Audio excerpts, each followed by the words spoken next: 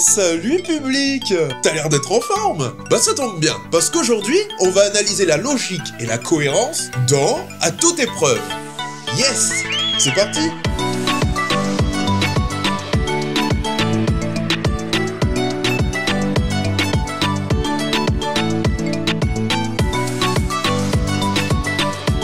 À toute épreuve est une comédie française de Antoine Blossier sortie en 2014 qui s'adresse directement aux lycéens et donc aux adolescents. C'est un film qui s'inscrit parfaitement dans la lignée des hits des années 2010 au cadre similaire. Sauf que À toute épreuve est beaucoup plus américanisé. Sa structure s'apparente clairement à celle d'un teen movie. Dedans, on y retrouve tous les ingrédients de ce genre de production, à savoir des jeunes, des fêtes, de l'alcool, du sexe, des relations amoureuses, etc., etc. Son casting est plutôt cool et présente une ou deux originalités. On voit ça tout de suite. Dans le rôle de Grégoire Mollet, alias Greg, le personnage principal, on retrouve Thomas Soliver. Mec, faut que je te raconte un truc de ouf.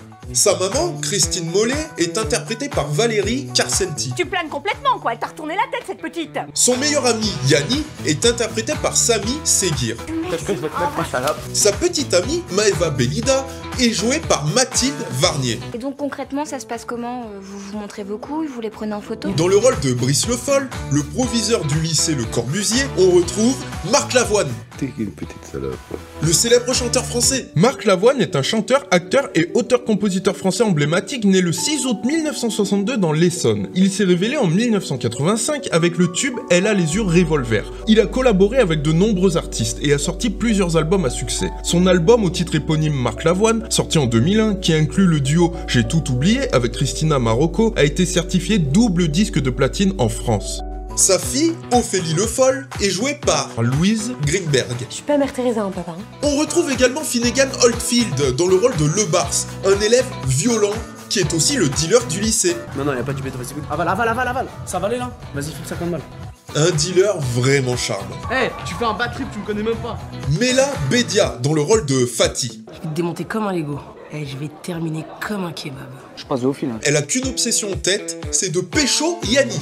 Tu sais que j'ai pas arrêté de penser à toi hier en me touchant. Et enfin, dans le rôle de Émile, un homme d'entretien de 28 ans, on retrouve... je suis sûr que vous ne devinerez jamais. Ou peut-être que si. Qui joue le rôle de Émile? C'est parti. Mon premier contient le pronom là devant mon nom. Mon deuxième aime fouiller dans les affaires des autres. Mon troisième a le même nom qu'un petit animal mammifère. Mon tout est un artiste musical français d'origine marocaine. Qui suis-je? Alors, vous l'avez? Eh oui, La Fouine! Lourd et Anis. Le rappeur! La Fouine, de son vrai nom Laouni Mouid, est un rappeur français d'origine marocaine né le 25 décembre 1981 dans les Yvelines. Il a grandi dans une famille de 7 enfants et a quitté l'école à 15 ans pour se consacrer à la musique. Son parcours a été marqué par des séjours en foyer et en prison. Sa carrière a également connu plusieurs controverses, notamment des rivalités avec d'autres rappeurs français. Ses querelles avec le rappeur Booba ont particulièrement attiré l'attention et ont parfois dégénéré en altercations physiques. Et oui, ce mec-là a été casté pour jouer dans un film pour adolescents. Afin d'interpréter un homme d'entretien de 28 ans qui s'appelle... Émile. Émile! Hein? Je sais pas, mais... il y a peut-être déjà un petit problème de cohérence, là, hein, entre le prénom et la tête du client. Ça va pas vraiment ensemble. C'est comme si un producteur avait vu cette photo... et s'était dit « Waouh, il a trop une dégaine à s'appeler Émile, ce mec !» Ou alors qu'un producteur ait vu La Fouine sur scène et se soit dit « Waouh, mais il a pile poil la bonne gestuelle pour jouer un gars qui s'appelle Émile !» Homme d'entretien, 28 ans. Et dans les deux cas, ça serait bizarre. Non mais c'est vrai, c'est comme si on nous disait que, je sais pas moi, que Booba avait été casté pour jouer Albert, le prof de physique-chimie dans Les Profs. Ou encore que Maître Gims avait été embauché pour jouer Gustave Latouche, l'instituteur dans l'élève du Cobu. On serait là, on se dirait, mais qu'est-ce que c'est que ce bordel? Ça n'a aucun sens. La Fouine? Oh cool! Il est rappeur comme moi! Pardon? Bah oui, je suis un rappeur français comme La Fouine. Mais qu'est-ce que tu racontes? T'es pas rappeur? Bah si, ça se voit quand même. Ah, ok, j'ai compris. Bon. Excusez-moi pour cette blague de merde. À toute épreuve, c'est l'histoire de Greg Mollet, un jeune rêveur fan de BD, et de son acolyte Yanni, deux lycéens au piètre niveau scolaire qui sont destinés à redoubler. Je redoublerai avec Yanni et puis on assurera l'année prochaine. Oui. L'arrivée d'une nouvelle élève, Maeva Belida, va changer la donne. Greg, qui entre-temps s'est mis en couple avec Maeva, décide qu'après le bac, il la suivra jusqu'à Londres, en Angleterre, afin d'intégrer une fac d'art graphique. Pourquoi tu viendrais pas avec moi? Tu nous imagines tous les deux, là-bas, comment on kifferait? Mais c'est une fac qui coûte très cher. 20 000 €? Greg va donc devoir passer par une bourse d'études. Problème, pour être éligible à cette bourse, il faut obtenir la mention très bien au baccalauréat. C'est pourquoi il va mettre sur pied une équipe afin de dérober les sujets du bac pour tricher à l'examen. On va s'en sortir. Hein? Dès le début du film, on retrouve Greg et Yanni qui vont passer le bac blanc. Il paraît que ça va être sur les fonctions logarithmes exponentielles. Mais c'est quoi ça? Je sais pas. C'est quoi ça? Merde. Mollet. Mollet. Oh! C'était avant qu'il fallait penser à réviser. Oh! Ce prof-là, il est un petit peu trop tactile? Ah, et puis bon, c'est pas logique. En vrai, tout le monde sait bien qu'un prof n'oserait pas avoir ce genre de geste envers un élève. Je reformule. En vrai, tout le monde sait bien qu'un prof n'oserait pas avoir ce genre de geste envers un élève, devant d'autres élèves, qui sont de potentiels témoins oculaires. Mais un prof, seul avec un élève, va savoir ce qui pourrait se passer. Suivez mon regard. Croyez-moi, c'est pas possible. C'est catastrophique. C'est lent. C'est honteux. Oui, par exemple. Revoyons l'action. Mollet. Alerte sadomaso! C'était avant qu'il fallait penser à réviser. Alerte pédophile! Oh là là là là, mais qu'il est malaisant ce prof! Oh, regardez, il se passe quelque chose! Monsieur. Ah ouais, mais là ça déconne le bar! Ah mais tu vas te faire renvoyer de cours là, c'est sûr, hein! Ah bah non, le prof n'a pas entendu ce qu'il s'est passé très bruyamment, à peine 2 mètres de lui. Apparemment, il était trop occupé à vérifier si un pigeon ne lui avait pas chié sur la gueule. Mais alors, il est quoi exactement? Sadomaso? Pédophile? Eh bien, figurez-vous qu'il est... hétéro. Ouais, tout simplement. Ah bah le film nous donne la réponse plus tard. Mais ça là.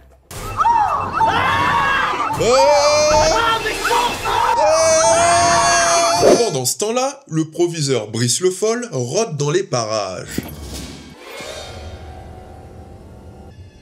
Wesh, c'est quoi cette tête? Alerte psychopathe!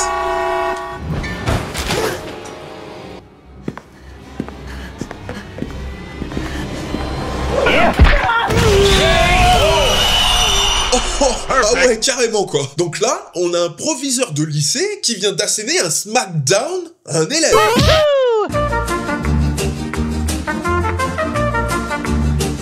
Mais on est où là? C'est quoi ce lycée? Bonjour à tous, je suis votre proviseur Brice Le Foll et bienvenue au lycée Smackdown de la WWE.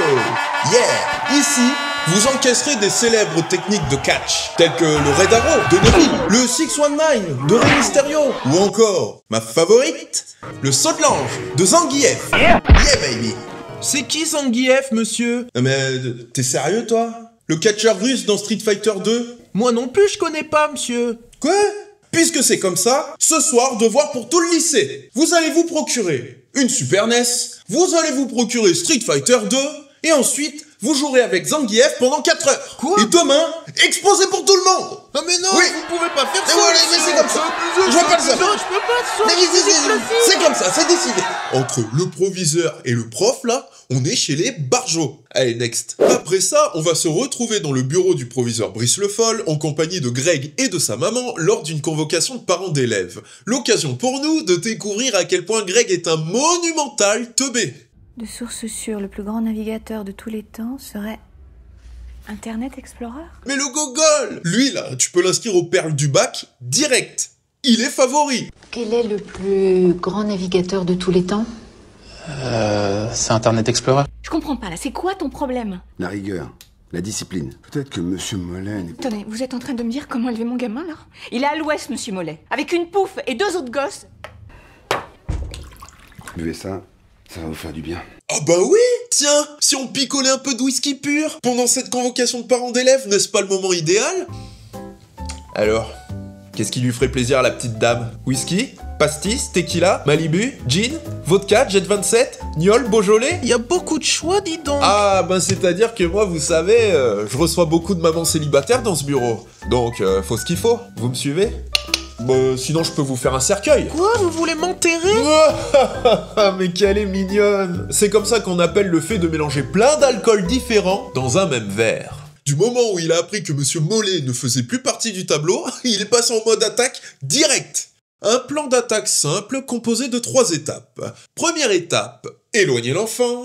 Deuxième étape, saouler la maman. Et troisième étape, booster la proximité physique. Ah, je suis sûr que le rectorat serait ravi d'apprendre ces méthodes. Néanmoins, je me demande qu'est-ce qui a pu le séduire aussi rapidement. J'adore vos yeux. Ah bah oui, évidemment. Il trouve en moi un écho créatif. Pour de vrai? Il m'inspire une chanson. Eh bien, allez-y, chantez. C'est parti. Allez. Elle a les yeux revolver, elle a le regard qui tue, elle a tiré la première, elle m'a touché, c'est foutu. Yeah. Wouh. Alors, Madame Mollet, ça vous excite, ça? Allez, next. Un peu plus tard, le Barça tente une approche romantique auprès de Maëva. Ah, je te jure, t'es trop bonne, c'est un délire. Franchement, cette robe, je te jure, ça me fout bander. Greg, qui assiste à toute la scène, ne peut s'empêcher d'intervenir. Le Barça, lâche-la, putain! Et j'adore comment son pote Yanni, il est venu se coller à lui. Non mais regardez ça. Et en vrai, ça doit le gêner plus qu'autre chose. Enfin, tu peux pas comprendre, c'est une histoire d'éducation. Ce gogol de Greg, à chaque fois qu'il parle, il empire sa situation. Non, je dis pas que t'as été mal éduqué, j'adore ta mère. No stress, hein. Il va rien lui arriver à Greg, hein. Je veux dire, il y a forcément quelqu'un qui va l'aider, là. Et puis on est dans un lycée. Un attroupement d'élèves comme ça attire l'attention. Donc il y a forcément un prof ou un surveillant qui va intervenir, c'est sûr.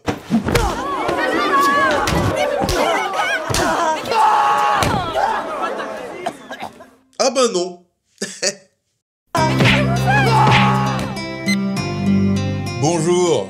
Si toi aussi tu as toujours rêvé de pouvoir te faire casser la gueule par un camarade de classe plus fort que toi, en toute liberté et sans que personne ne t'aide, alors n'attends plus et rejoins vite le lycée SmackDown de la WWE. Super. Ah non mais j'adore comment Greg s'est fait démolir la gueule sans que personne ne bouge le petit doigt. Mais même son pote Yanni, regardez ça. Comment il a détalé comme un lapin. Ah top le pote, on peut compter sur lui, hein. Ah, génial ce lycée, hein. Ouh. Ah bah voilà. Là, je crois que c'est clair. Vous avez compris maintenant pourquoi je vais embaucher un surveillant de couloir pour cadrer cette bande de morveux, là. Tu portes un string rose? Avec des... Arrêtez de filmer. Ok. Bon alors, monsieur Le Rocher. Pourquoi je vous embaucherai? Parce que je fais 1m96 pour 120 kilos. Ah oui, ça fait un beau morceau de barbac, hein. Bon allez, je suis chaud patate, là. Ils sont où, les morveux? Je vais leur arracher la tête, moi. Oh, intéressant. Loisirs, bilboquet, tondre la pelouse, spectacle de marionnettes. Bah s'il faut, les gosses, je les prends et je les jette contre les murs, hein. Ah oui? Ouais. Oh, ça me plaît, ça. Ah, vous avez l'air tellement sympathique. Ah, mais c'est clair que je suis sympa. Ça se voit sur ma gueule, d'ailleurs, non? Mais bon, je vais vous dire, le bon côté de la chose, c'est que le Barça, là, il va prendre cher cette fois. Attendez, vous avez vu dans quel état il a mis Greg? Il va se faire renvoyer du lycée jusqu'au jour du bac. Au minimum.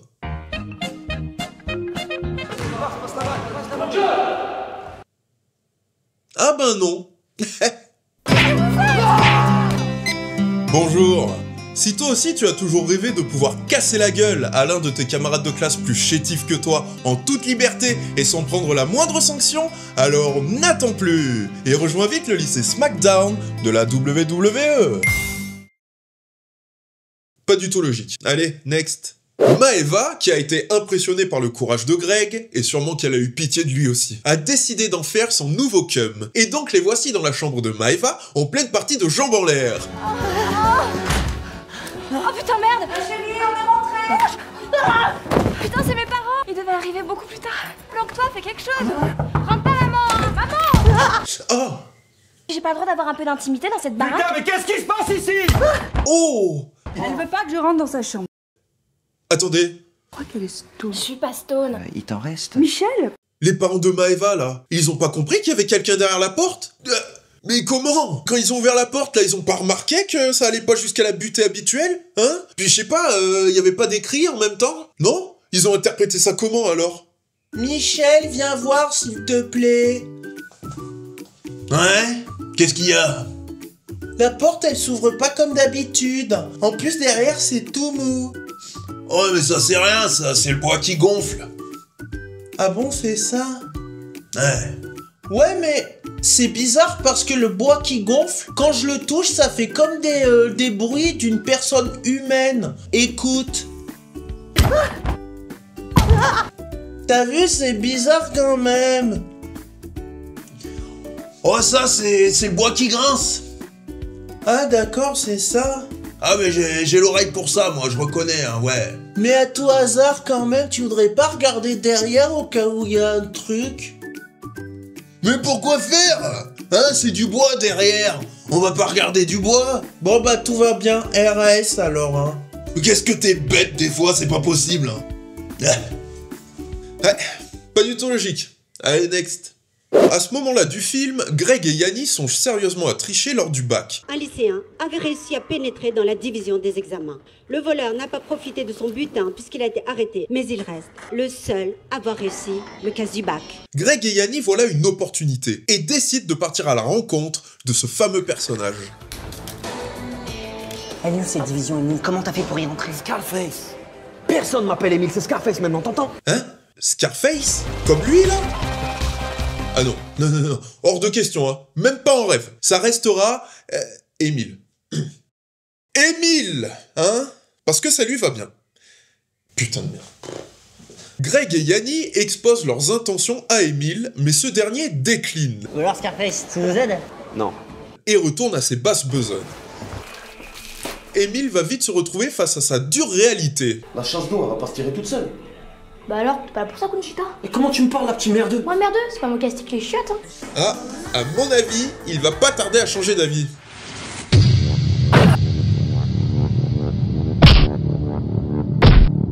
Si tu parles de ça à quelqu'un, je te retrouve, je fous tes couilles dans un mixeur, tu m'as bien compris? Tu t'es chié dessus? C'est possible ça de chier 2 fois en 5 minutes? Allô? J'en suis. Ouais. Attendez, comment est-ce que Émile a eu le numéro de portable de Greg? Dans un film, ce que l'on peut supposer comme étant crédible ou plausible, c'est ce que l'on peut supposer par rapport aux limites admises par le film. Et là, qu'est-ce qu'on a vu? On a vu 2 étrangers discuter 2 minutes pour arriver à un désaccord. On n'a pas vu Greg donner un bout de papier à Émile, on n'a pas entendu Greg donner son numéro oralement, donc il n'y a rien qui nous permet de penser que Greg a donné son numéro à Émile. Mais alors, comment est-ce que Émile a eu le numéro de téléphone de Greg? Ça lui est tombé du ciel? Comme par magie? Tiens, sale gamin, tu veux te taper avec tonton Émile? Bah tiens, qu'est-ce qu'il y a là? Émile! Oui? Pas en haut, Émile, en bas. Oui? En bas, dans les chiottes, Émile. Oui? Émile, tu voudrais joindre Greg, mais tu n'as pas son numéro, c'est ça? Oui, c'est ça, c'est tout à fait ça. Eh bien moi je peux te le donner son numéro, pour te récompenser. Ah bon? Mais me récompenser de quoi? Pour te récompenser d'avoir frappé le gamin juste à côté. Parce qu'un gamin capable de chier 2 fois en 5 minutes, pour moi qui vis au fond des chiottes, c'est la merde. Ah bah je recommencerai plus souvent alors, hein. Émile! Oui. Alors, tu veux le numéro de téléphone de Greg ou les numéros gagnants du loto? Pas facile comme choix. Vous me mettez dans l'embarras là, ça mérite réflexion. Non mais je vais prendre le numéro de téléphone. 19 81. C'est bien, Émile. Tu as pris la bonne décision. Mais qu'il est con. Allez vite, on retourne là-bas. C'est ce qu'on appelle une facilité d'écriture. C'est quand les scénaristes ont pas envie de se faire chier et qu'ils écrivent des trucs alors qu'ils savent très bien que ça va engendrer des incohérences. Comme avec cette séquence, qui est très bizarre d'ailleurs, parce que Émile, quand il téléphone à Greg et Yanni, ils sont toujours dans le bowling, ce qui fait qu'il y a à peine 10 ou 15 mètres de distance entre les deux. C'est complètement con. Il y avait juste à tourner une courte scène où on voit Émile sortir des toilettes et dire à Greg et Yanni « Yo les gars, j'en suis !» On comprend pas. Allez, next. Émile a fini par rejoindre le groupe de Greg et Yanni. Groupe que je vais immédiatement rebaptiser le gang Mollet. Et non le gang Biceps. Pas mal, hein? Oh là là, je suis en forme en ce moment. Non mais c'est parce que le personnage principal s'appelle Grégoire Mollet. Mollet comme le mollet. Donc mollet, biceps, non? C'est quoi ça? C'est K2000 ou quoi? Espèce d'armateur.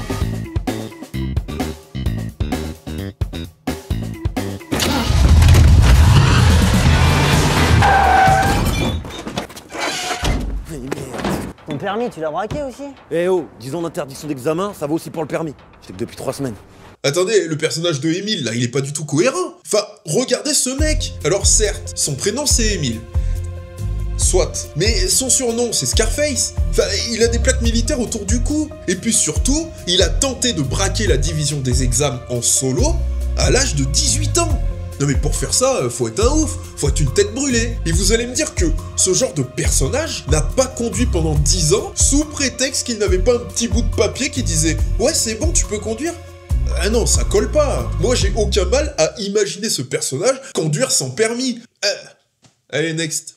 Un peu plus loin dans le film, les élèves de la classe de Greg reçoivent une note. Tu vas redoubler. Mollet, Non mais sérieux, ça va être top. c'est mieux. C'est génial. À mon sens, là, il manque clairement une scène. Et je vais vous expliquer pourquoi. Regardez qui c'est à côté de Greg. C'est Maeva. Et pour rappel, ils ont pour projet de partir à Londres afin d'intégrer une fac super cotée, où il faut avoir un haut niveau scolaire. Alors que là, Greg, il reçoit un 10 sur 20. Et ça, Maeva, elle le voit. En plus de ça, le prof, il dit « Mollet, c'est mieux ». Mollet, c'est mieux, c'est mieux, c'est mieux. Tu pues. Sous-entendu que d'habitude, il a des notes en dessous de 10 sur 20. Je peux voir ta note? Non! Ah! Oh! Mais t'es bête, tu m'as fait peur! Et ça, Maeva, elle l'entend. Donc là, on s'attend à ce qu'elle réagisse. Elle devrait être en mode oh, mais attends, chérie, t'es sûr que t'auras le niveau pour aller à Londres? Et puis, est-ce que t'as le niveau pour réussir le bac, hein, déjà? Bon alors, t'as eu quoi comme note? 24. Alors, non, ça, c'est pas possible. Parce qu'on est noté sur 20 maximum. Oui, je sais, j'ai eu 21. Ça marche toujours pas. Oh! 19,5. Waouh! Mais c'est une super note! Oh! Ah bah pour toi, la mention très bien au bac, ça va être finger in the noise, hein? Ah bah ouais. Elle réagit pas, Maeva? C'est bizarre. Je pense que pendant le montage, ils ont dû s'en apercevoir. Du coup, on va rusher le montage. Vous avez vu? Greg reçoit sa note, gros plan sur la note, cut, et après on est chez Ophélie Le Foll, dans un autre lieu. Tout ça pour que le spectateur n'ait pas le temps de se faire la remarque. Surtout que après cette scène, ils sont toujours en couple. Mais pourquoi? Maeva, là, elle a eu tous les éléments pour s'apercevoir que Greg est un cancre et qu'il n'a pas le niveau pour aller en fac à Londres. Waouh! T'as eu un très bien? Mais t'es trop fort, mon amour! Tiens, regarde avec la loupe. Avec la loupe?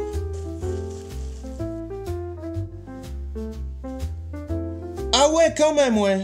Mais alors, pourquoi Maeva est encore en couple avec lui? Elle s'en bat les couilles de lui, peut-être. Et qu'elle le prend juste pour avoir un petit sextoy sous la main, un petit sextoy ambulant. C'est confus. On aurait dû avoir une scène où on la voit réagir. Allez, next. Un peu plus loin dans le film, voici Greg et Ophélie en pleine partie de jeux vidéo.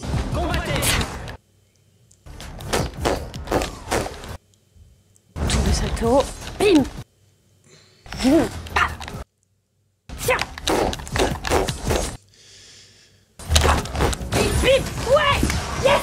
Wouhou. Et j'ai gagné. Ok, on est dans une comédie à l'américaine, un peu parodique, alors oui, on peut faire surjouer les acteurs, mais ça, là... Tiens.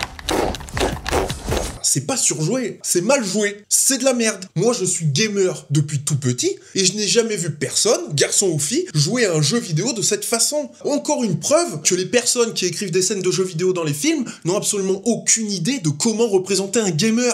Tour de salto. Bim. Boum. Ah. Mais...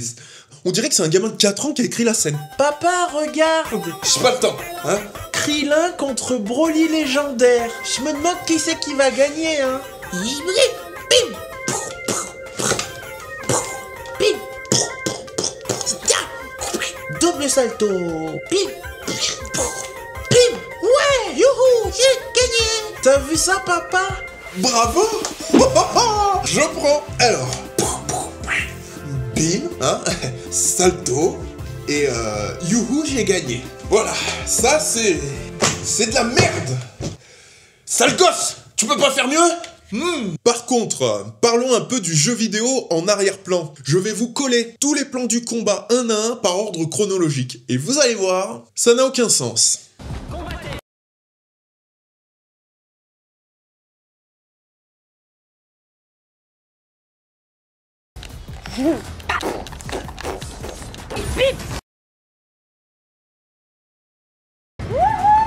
Et des...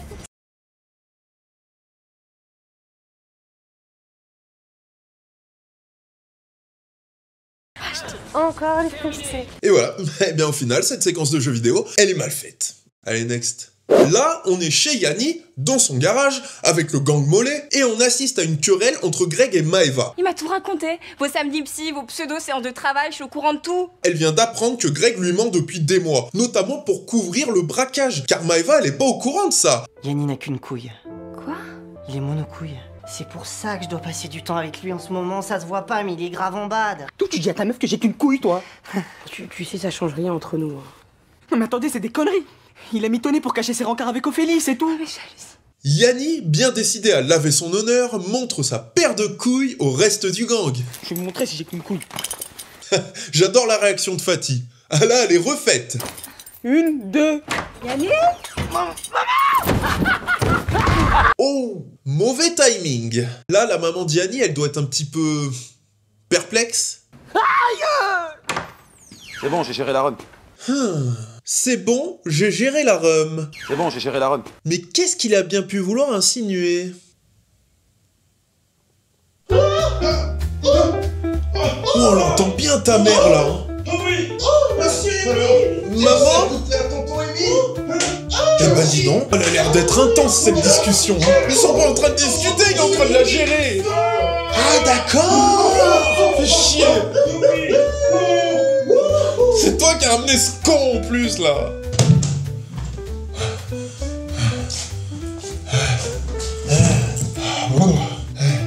Ah, Yanni, c'est bon. J'ai géré ta rhum.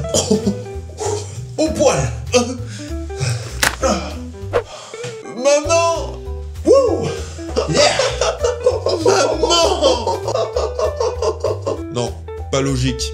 Dans quel monde tu peux gérer une rhum qui vient d'avoir cette vision-là? Parce que faut se rendre compte quand même qu'elle a vu son fils en train de montrer sa paire de couilles à deux inconnus dans le garage familial, hein? Dont Fatih, qui est en kiff devant les couilles, en mode « Ah, mon précieux !» Et l'autre, qui est beaucoup plus vieux que son fils, et en plus, regardez, il est déguisé, il fait limite peur, qui est en train de filmer les couilles de son fils. Il y a de quoi être chamboulé après ça, il y a de quoi être en panique même. Et vous allez me dire que ce mec-là a quand même pu aller discutailler avec la maman pour lui expliquer le pourquoi du comment de « Ouais, j'étais en train de filmer les couilles de ton fils dans ton garage ». Aucune chance. Dans le meilleur des cas, elle lui aurait dit « Hep, monsieur, je ne vous connais pas, vous restez dans le garage ». Et le Yanni, dans la chambre enfermé à double tour. Allez, next. Et maintenant, grâce à Émile qui a géré la rhum de Yanni, le gang mollet peut terminer la préparation du casse. Marc Lavoine interprète la pouliche de Yanni. C'est pour bientôt, je vais tricher. J'entends le loup et le renard magouiller. C'est pour bientôt, je vais tricher. J'entends le loup et le renard magouiller. J'entends le loup, le renard et la fouine. J'entends le loup et le renard magouiller. J'entends le loup, le renard et la fouine. J'entends le loup et le renard magouiller. C'est pour bientôt, je vais gruger. La pouliche de Yanni, elle a envie de copuler. La pouliche de Yanni et son petit air coquin, à vouloir copuler comme une grosse de chouin. La pouliche de Yanni et son petit air coquin, à vouloir copuler comme une grosse de chouin. Le casse viendra les gars, le casse viendra. La pouliche de Yanni, elle participera. Le casse viendra les gars, le casse viendra. La pouliche de Yanni, elle participera.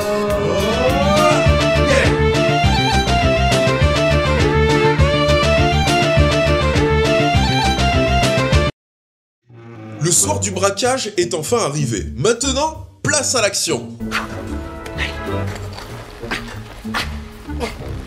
Hop, attendez une seconde là. Non, il y a quelque chose qui ne va pas. Faut qu'on revienne en arrière. Un peu plus tôt dans le film, le gang Mollet se demandait comment atteindre le bureau du proviseur Brice Le Foll discrètement le soir du braquage. Ce à quoi Fatih avait proposé une idée. Se servir de la corde qui se trouve dans le gymnase pour atteindre le toit du gymnase et ensuite, depuis le toit du gymnase, il serait simple de rejoindre le bureau du proviseur Brice Le Foll. C'est ça ton plan? Mais regardez la réaction de Greg. Putain, mais à chaque fois que j'ai ici, je me suis tapé la honte devant toute la classe. Voilà, je crois que c'est clair, hein. Le mec est une brêle en sport, et notamment en montée de corde. Mais alors, comment se fait-il que, le soir du braquage, c'est lui qui monte la corde? En fait, à la base, c'est Yanni qui devait passer par la corde. Je crois qu'on a trouvé notre Spider-Man. Sauf que, quand il avait voulu montrer ses couilles, là, dans son garage, et à ce moment-là, il s'est déboîté l'épaule. À la suite de quoi, Émile avait tenté de lui remettre lors de cette scène. Qu'est-ce que tu fais? T'inquiète, j'ai vu ça dans un film.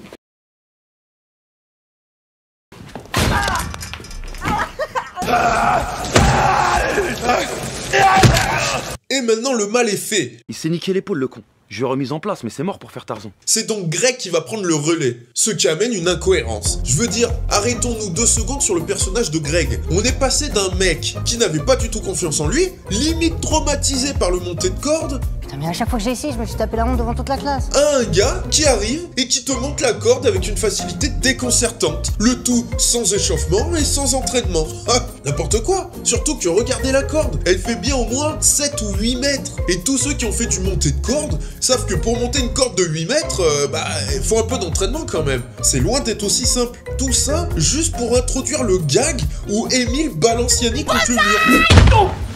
Un gag qui est vraiment pas terrible, il y avait plus simple à faire. Dès le début, on aurait pu avoir Greg qui dit « Ok, je vais le faire, mais il va falloir que je m'entraîne. » À la suite de quoi, ils auraient pu tourner une séquence de training montage à la Rocky 4. En plus, ça aurait fait référence à une œuvre américaine, et ça aurait été plus logique, ça nous aurait expliqué pourquoi, à la fin, Greg monte la corde facilement. Encore une fois, là, ça a été écrit avec le cul. Attendez, j'ai pas fini. Vous voyez Greg qui monte la corde, là? Eh bien, pendant ce temps-là, Émile s'est introduit dans le lycée en se faisant passer pour un surveillant. Allez, Tuner, on y va! C'est ce qui explique son déguisement, d'ailleurs. Mais maintenant, revenons-en à Greg. Greg monte la corde, il arrive sur le toit du gymnase, et là, attention, regardez... Et oui, Émile est là, il est là sur le toit du gymnase. Mais par où il est passé, hein? Je veux dire, c'est si facile que ça de monter sur le toit du gymnase.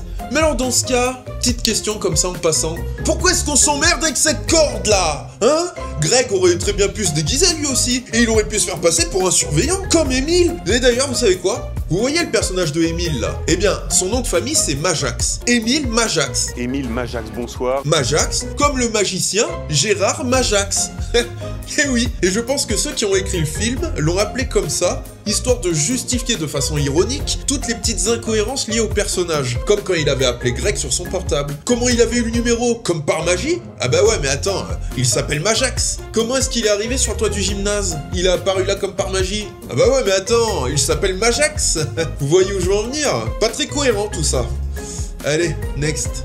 Le cas se suit son cours, mais Greg va finir par être repéré. Papa? Oh mon Dieu. Alerte générale! D'ailleurs, au passage, Ophélie et son père, ils sont où là exactement? Hein? Ils sont dans leur appartement? Là où ils vivent?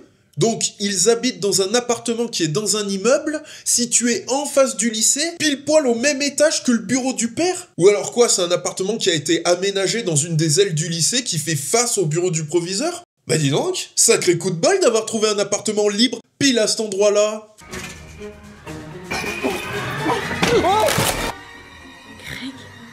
Quoi? What?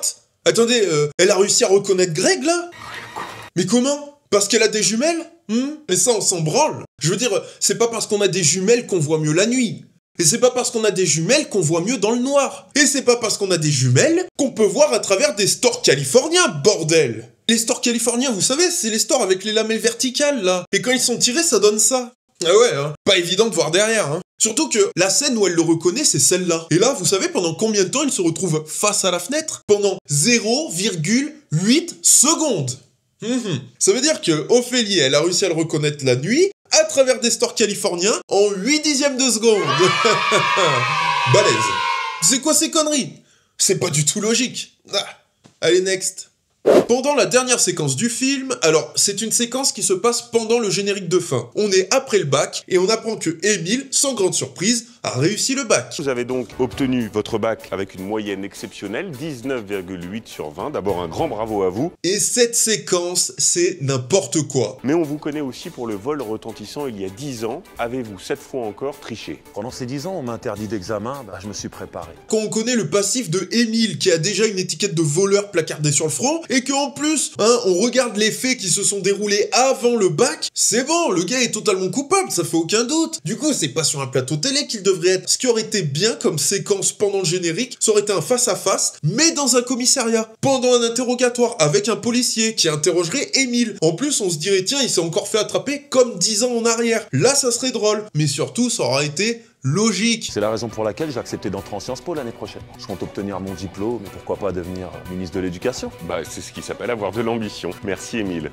Tout le monde le sait, mais quand on a des casseroles au cul et qu'on est coupable pour telle ou telle chose, on peut pas être interviewé comme ça sur un plateau de télé par un journaliste mielleux, sauf si on est un homme politique. Et Émile, c'est pas un homme politique, c'est juste un voleur reconverti en homme d'entretien, reconverti en voleur.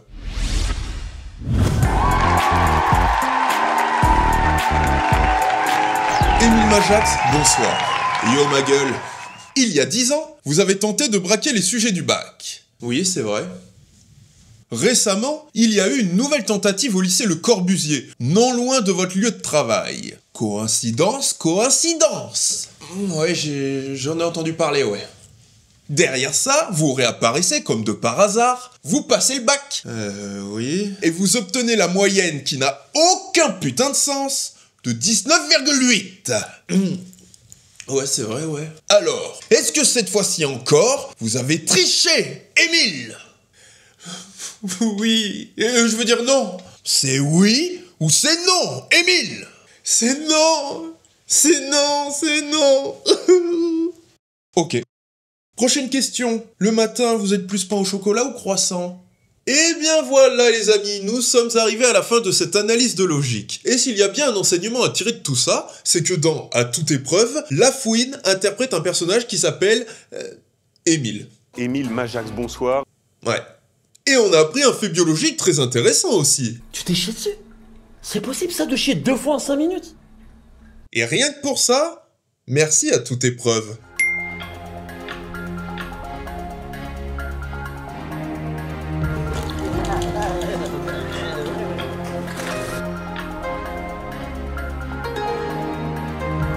À toute épreuve est une comédie drôle et originale. Ce film, c'est un peu les sous-doués passent le bac, mais en version moderne et américanisée. Il y a pas mal de plans inspirés des teen movies américains, notamment pour la présentation de certains personnages, comme l'entrée de Maëva Belida par exemple, ou encore celle de Brice Le Foll, le proviseur. Il y a pas mal de répliques qui font référence aux œuvres américaines, ainsi que des figurines de super-héros. On peut aussi le voir au travers de son générique de début, avec son design de comics, où les personnages du film sont dépeints comme des super-héros ou des super vilains. D'ailleurs, le personnage principal, Greg Mollet, peut être considéré comme un super-héros. Pas à nos yeux bien sûr, mais à ceux de Maëva, sa copine. Car s'il prend tous ces risques, c'est avant tout pour continuer de vivre son amour avec elle. Donc, à ses yeux, bah oui, c'est un héros qui fait preuve de courage. À toute épreuve est un film qui fonctionne. Le scénario nous tient en haleine jusqu'au bout. On n'est pas dans un film classique d'ado attardé là. Non, les personnages sont crédibles et attachants, et doivent faire preuve d'ingéniosité pour atteindre un but. C'est un bon film, et si vous ne l'avez jamais vu, ne perdez pas espoir. On va s'en sortir.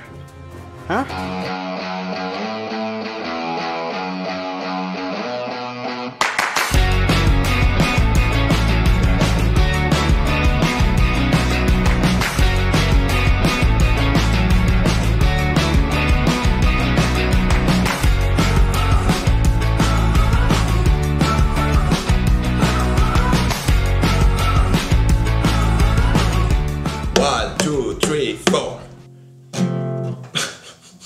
On serait là, on se dirait, qu'est-ce que c'est que ce bordel? Et c'est pas ça, je me suis trompé. Tirer la C'était de la merde. T'es rien du tout. Hein, t'es juste un personnage un peu... Bah si, regarde. Je rappe du français. Je rappe du français. Qui est-ce qui va gagner? Merde. Bien sûr. Ah bah... Et qui s'apprête à prendre une... Et qui s'apprête à... Et putain. Ah merde, c'est pas vrai. Ça va pas. Ah d'accord. Et je suis France. Merde, putain.